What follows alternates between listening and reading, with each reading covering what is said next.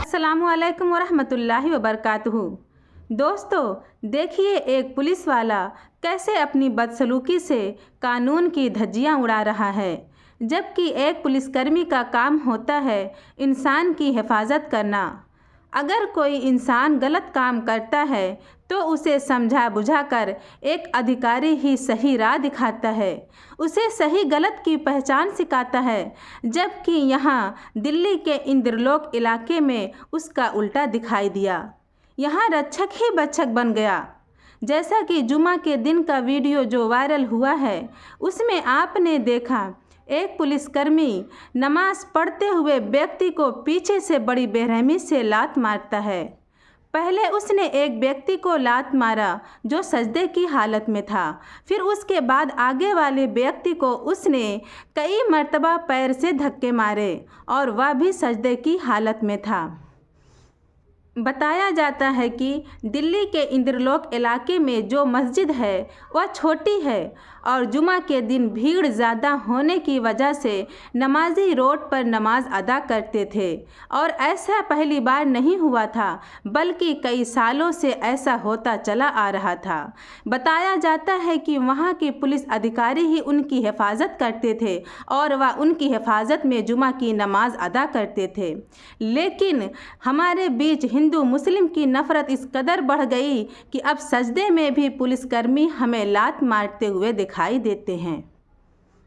अब कानून की हिफाजत करने वाला ही कानून के दायरे को तोड़ रहा है। जैसा कि आपने वीडियो में देखा जो वायरल हो रहा है कि एक पुलिस अधिकारी जो नमाजी सजदे में अल्लाह के सामने झुके हुए हैं, उनको बड़ी बेरहमी से लात मारता है और यही नहीं, वह कई नमाजियों को भी लात घूंसे मारे। आखिर इनके मन में इतनी नफ़रतें कहाँ से आई?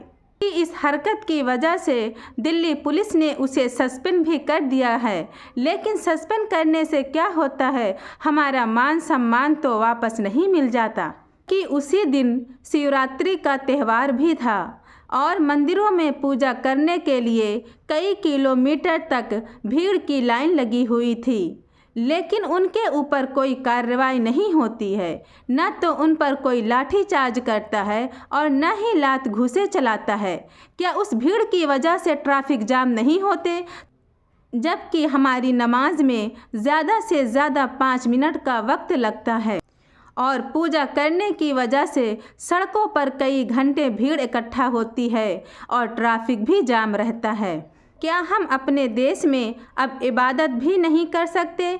जबकि अभी हाल ही में अयोध्या जाते हुए फ्लाइट से यात्री लोगों ने जहाज ही में जय श्री राम का नारा लगाया, जबकि हम फ्लाइट में ना तो नमाज़ पढ़ सकते हैं, ना ही पूजा कर सकते हैं और नारा तो दूर की बात, हम नारा तो बिल्कुल भी नहीं लगा सकते।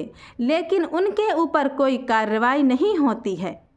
ये कहाँ का कानून है और कहाँ का इंसाफ? जबकि जहाज में नारा लगाना, नमाज पढ़ना, पूजा करना सख्त मना है, क्योंकि कानून इसके सख्त खिलाफ है। लेकिन उन व्यक्तियों पर कोई कार्रवाई नहीं होती, इसलिए कि वह एक हिंदू हैं। हमारे देश में आज हिंदू मुस्लिम की नफ़रत इस कदर बढ़ गई है कि अब नमाज पढ़ते हुए व्यक्ति को एक अधिकारी पीछे से लात मारता दिखाई दे रहा है।